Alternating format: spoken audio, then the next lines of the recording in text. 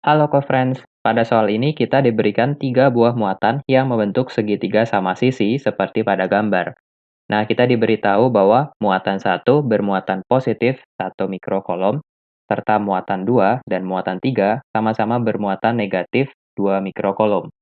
Kemudian, jarak antar muatan diketahui sebesar 10 cm, serta nilai konstanta kolom yaitu 9 dikali 10 pangkat 9 Newton meter kuadrat per kolom kuadrat.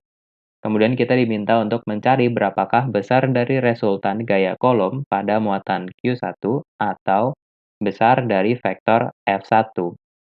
Karena muatan satu bermuatan positif, sedangkan dua muatan lainnya bermuatan negatif, maka muatan satu mengalami dua gaya tarik-menarik yang arahnya menuju ke tiap-tiap muatan, yaitu gaya kolom pada muatan satu akibat muatan 2, F12, dan gaya kolom pada muatan satu akibat muatan 3, F13.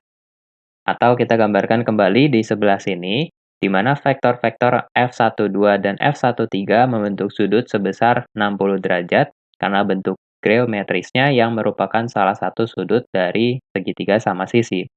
Dengan kedua arahnya seperti ini, maka resultan dari F1 adalah vertikal ke bawah. Nah, untuk mencari besar dari vektor F1, kita perlu mencari terlebih dahulu besar dari vektor F12 dan F13. Pertama-tama di sini kita cari besar dari vektor F12, yaitu sesuai hukum kolom, dapat dinyatakan sebagai konstanta kolom K dikali besar muatan 1 dikali besar muatan 2 dibagi jarak R kuadrat.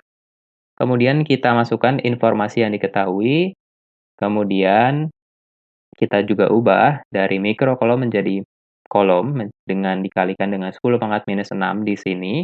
Kemudian kita hitung, sehingga kita peroleh besar dari vektor F12 adalah 1,8 Newton. Selanjutnya, kita cari besar dari vektor F13 dengan langkah yang sama, yaitu K dikali besar muatan 1 dikali besar muatan 3 dibagi jarak R kuadrat.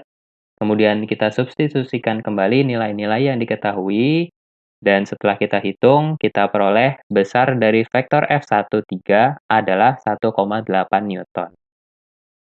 Setelah mengetahui besar dari vektor F12 dan F13, maka selanjutnya kita tinggal menghitung resultan dari kedua vektor tersebut. Dan di sini kita dapat mengaplikasikan langsung rumus menghitung besar resultan dari dua vektor yang membentuk sudut tertentu, yaitu menjadi besar dari vektor resultan F1 adalah akar dari besar vektor F12 kuadrat tambah besar vektor F13 kuadrat ditambah 2 dikali besar vektor F12 dikali besar vektor F13 dikali kosinus 60 derajat.